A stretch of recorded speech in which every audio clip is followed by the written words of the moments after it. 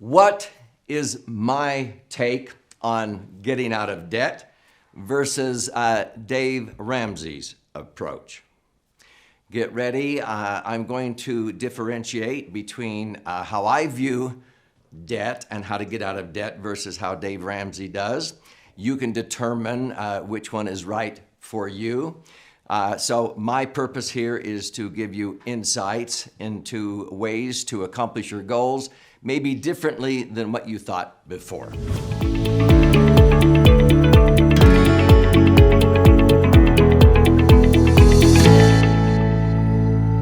So I'm Doug Andrew, and I've been a financial strategist, a retirement planning specialist now for nearly 5 decades, helping thousands of people optimize assets, minimize taxes, and empower what I call their authentic wealth. My understanding is that Dave Ramsey's been doing a similar type of thing for about as long as I have, maybe longer. And before I share with you my viewpoint on how to get out of debt, let me just say this. Dave Ramsey has helped thousands, maybe hundreds of thousands of people.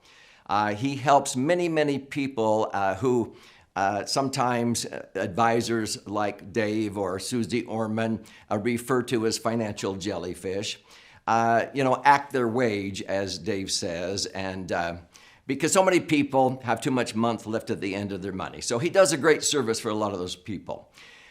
There are a lot of people that have come to me throughout my career that once they sort of got out of debt and they sort of got more disciplined, then they wanted to learn a little bit more, or they were studying and began to understand how money really works.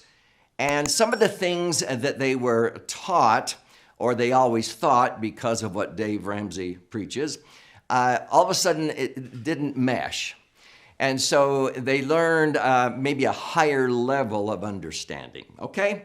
So with that as a preface, let me just address sort of my background and experience, which started about probably the same time Dave Ramsey did.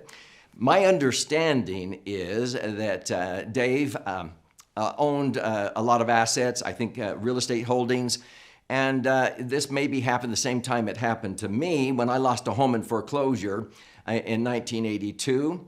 I understand that he had some financial setbacks because maybe he was over leveraged and he owed a lot of money. And of course, when all of a sudden the real estate market goes down or crashes or implodes, then you get stuck. You don't have the cash flow, or if there's vacancies and what have you. And so ever since that bad experience, and I understand this, I think Dave Ramsey has pounded the key.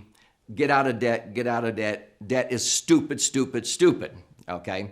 Now, I don't go that direction. I built a beautiful 6,400 square foot home in 1978, and I've never paid a down payment for any piece of real estate I've acquired or any home.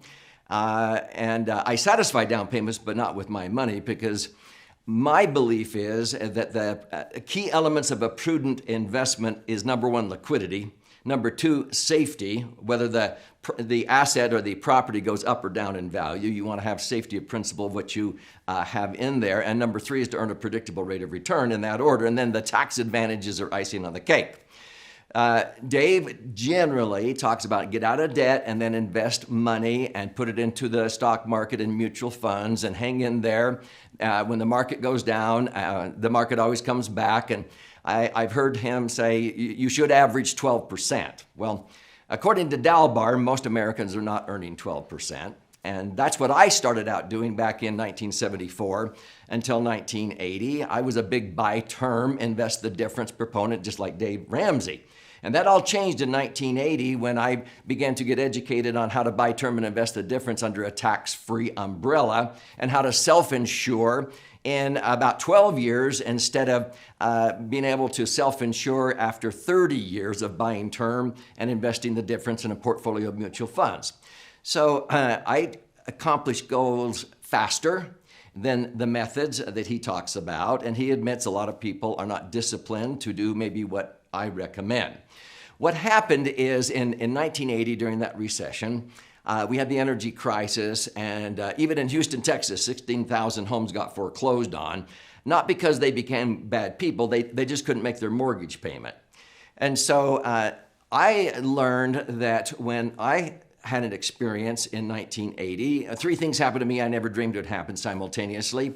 A man that was a supervisor in our company embezzled money while they were investigating him. They froze my income, my commissions, and two others, and all three of us lost our homes in foreclosure because we lacked the income.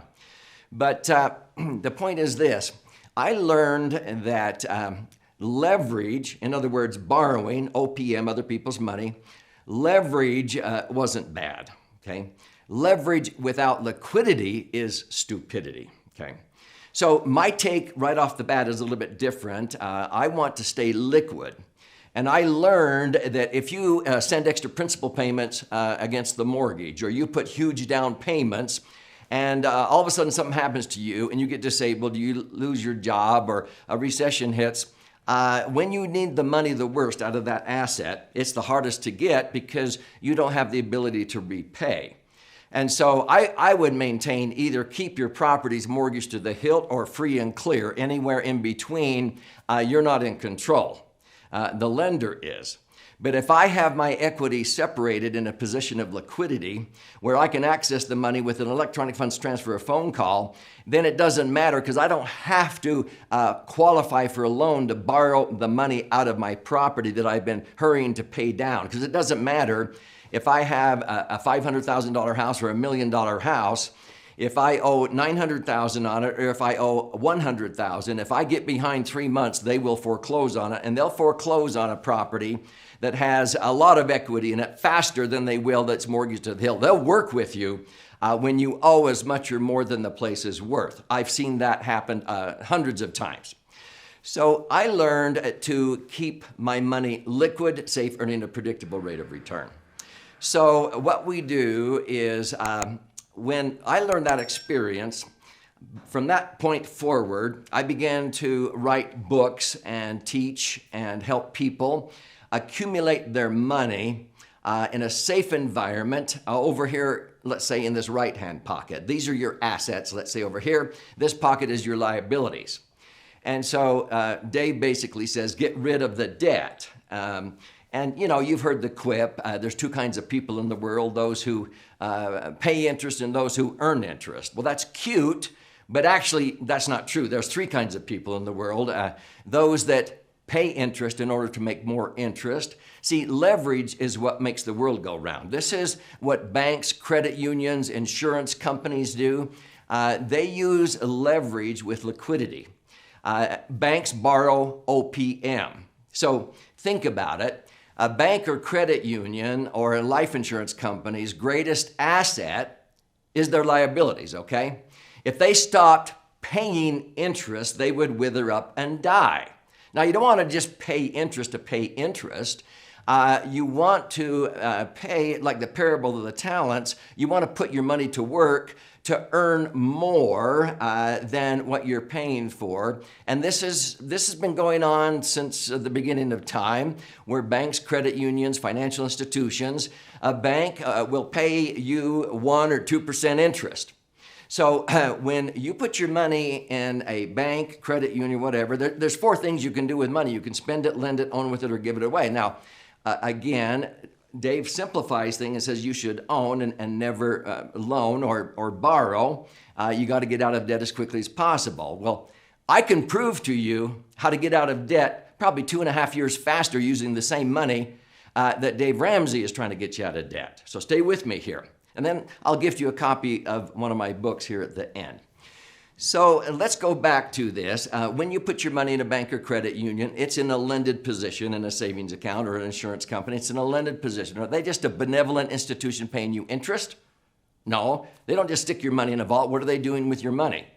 They're loaning it back out again. In fact, a lot of banks and credit unions put 30 to 40% of their tier one assets into the multi-trillion-dollar insurance industry, okay, because of safety.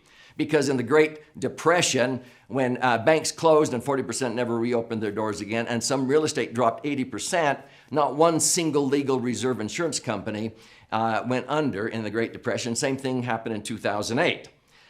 When 400 banks went under and 900 more were on the brink on the watch list, There wasn't one single legal reserve insurance company that went under in 2008.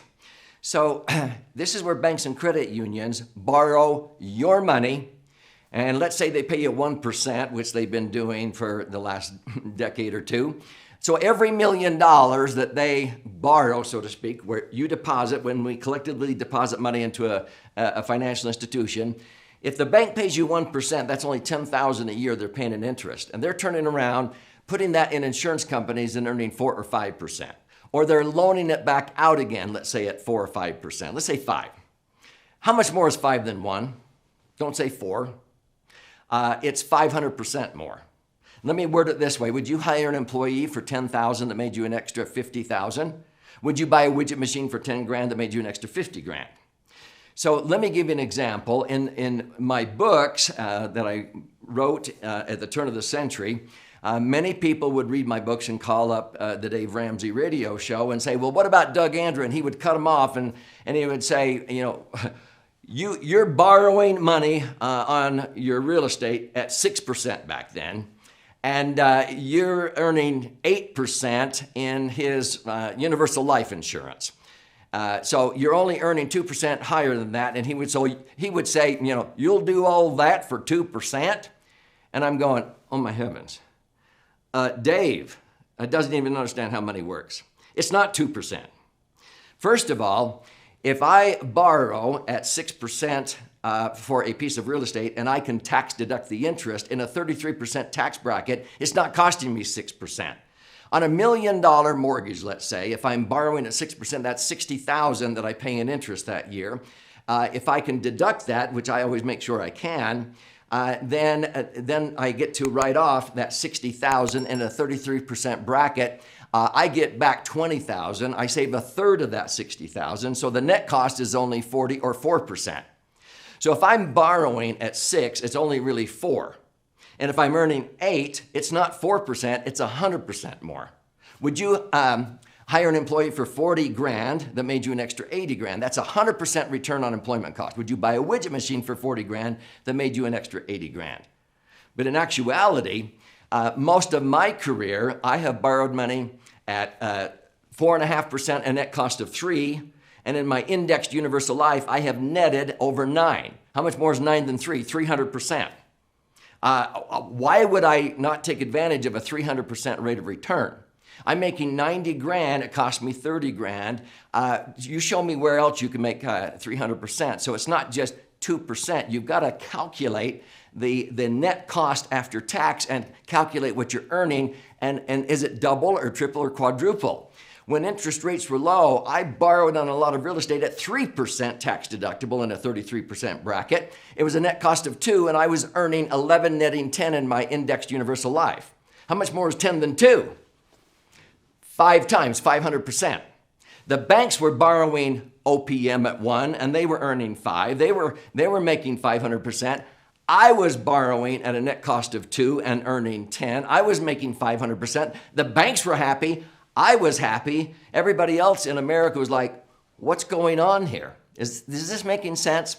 So I want to make sure that you don't just borrow and over leverage. You want to use leverage, which is the ability to own and control assets with very little or none of your money tied up or at risk in that asset.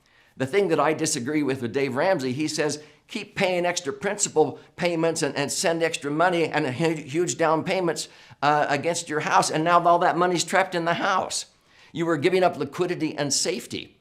I keep that separated over in this pocket, compounding, tax-free. This pocket, my assets are compounding tax-free. This is the liability, simple interest, tax deductible. Do the math.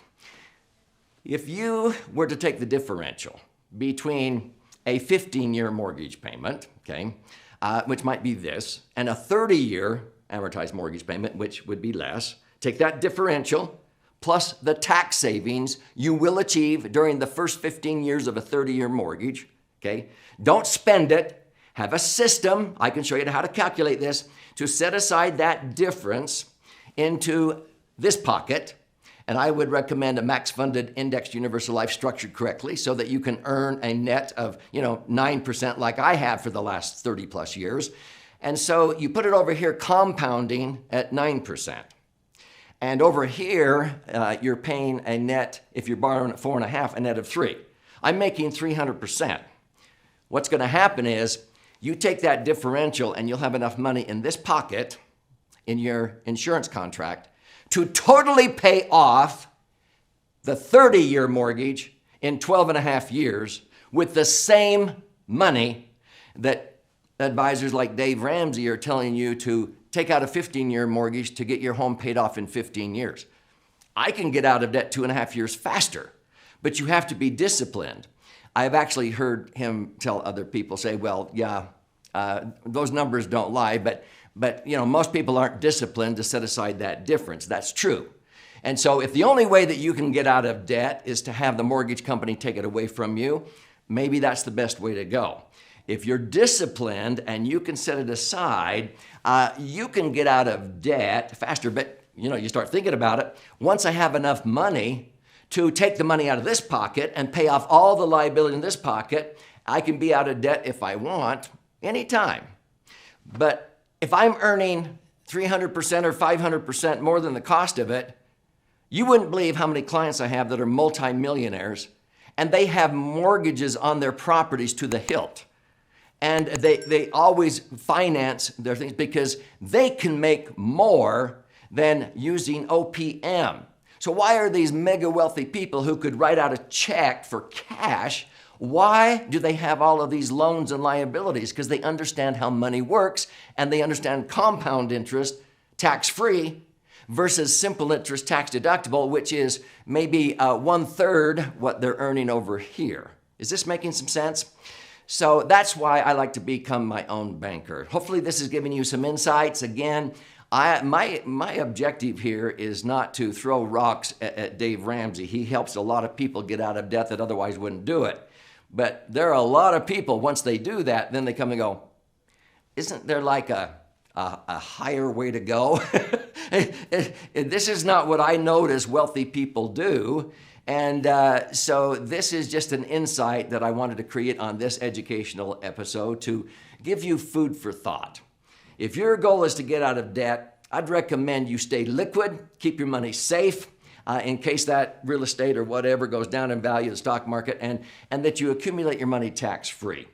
You ought to do that in a properly structured max-funded insurance contract. And I know Dave Ramsey and his team say, I've never seen an insurance policy do that. Well, they haven't seen one structured correctly because I have averaged 9.62% on my indexed universal life policies ever since actually 1980 when indexed universal life wasn't around until 1997. Since 1997, I've averaged 11.17 and netted 10.07 by using indexed universal life and rebalancing.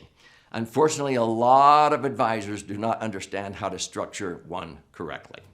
So if this is resonating with you and you want to learn more, I want to gift you a copy of my 11th book. It's been flying off of the warehouse shelves. It's called The Laser Fund. This stands for Liquid Asset Safely Earning Returns.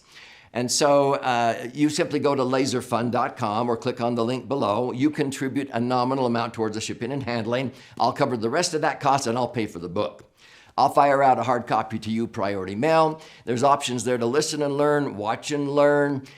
You can even check out some of the educational webinars that we teach, and you can even set up an appointment to talk to a specialist with no obligation to see how these strategies may help you achieve your financial goals. But I would recommend that maybe the general advice for the masses is maybe not the best way to go. It may be a good way to go, but not the best way to go. And I've always sort of been one that likes to implement the best strategies.